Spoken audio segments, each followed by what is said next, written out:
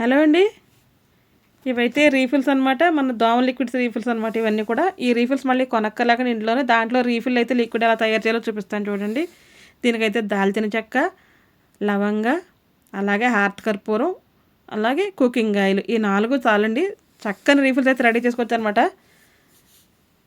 First అయితే mixie jar తీసుకుని దీంట్లో కొద్దిగా దాల్చిన చెక్క, కొన్ని లవంగాలు, అలాగే హార్త్ కర్పూరం వేసి చక్కగా పౌడర్ కింద చేసుకోవాలండి.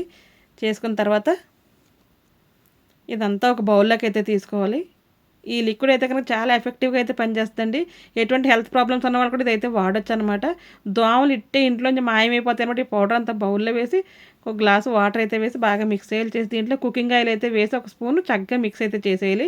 చేసేది అయితే కనుక ఫిల్టర్ చేసుకోవాలండి. మొత్తం ఇలా వడపోసేసిన తర్వాత ఈ లిక్విడ్ రీఫిల్స్లో నింపేసుకుంటే సరిపోతుంది అనమాట. ఈ లిక్విడ్ 3-4 గంటలకి అయితే వస్తుంది అనమాట. తక్కువ ఖర్చుతో ఎక్కువ రీఫిల్స్ ఇంట్లోనే ఈజీగా హెల్తీగా న్యాచురల్గా ఎలా తయారు చేసుకోవాలో చూపించాను కదా. ఈ వీడియో కానీ మీకు నచ్చితే తప్పకుండా ఒక లైక్ అయితే ఇచ్చేయండి. ఫస్ట్ టైం ఎవరైనా ఛానల్ చూస్తుంటే తప్పకుండా సబ్స్క్రైబ్ అయితే చేసుకోండి. ఛానల్లో చాలామంది సబ్స్క్రైబ్ చేసుకోకుండానే చూస్తున్నారు. తప్పకుండా సబ్స్క్రైబ్ అయితే చేసుకోండి.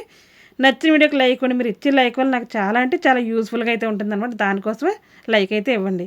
ఇలా రీఫిల్స్ అనేవి ఫిల్ చేసుకుని మనం నార్మల్గా మళ్ళీ వాడేసుకుంటే ప్లగ్ పెట్టుకుంటే కానీ ఈజీగా దోమలని కూడా బయటకు పారిపోతాయి అనమాట. చూసారా చేసింది కొంచెమే కానీ 3 రీఫిల్స్లోకి అయితే వచ్చింది. చక్కగా బెడ్రూమ్లో, హాల్లో, కిచెన్లో అన్ని చోట్ల కూడా ఒక రీఫిల్ పెట్టేసుకుని మనం స్విచ్ ఆన్ చేసామంటే ఈజీగా కొనక్కర్లేకుండా ఇంట్లోనే ఈ రీఫిల్ లిక్విడ్ ఎలా తయారు చేసుకోవాలో మనకి తెలిసిపోయింది కదా. ఇది ఒకసారి మీరు చేసి ట్రై చేసి చూడండి. మీకు నచ్చగానే తప్పకుండా ఒక లైక్ ఇవ్వడం అయితే అస్సలు మర్చిపోవద్దు. ఫస్ట్ టైం చూస్తుంటే తప్పకుండా సబ్స్క్రైబ్ అయితే చేసుకోండి. Thank you.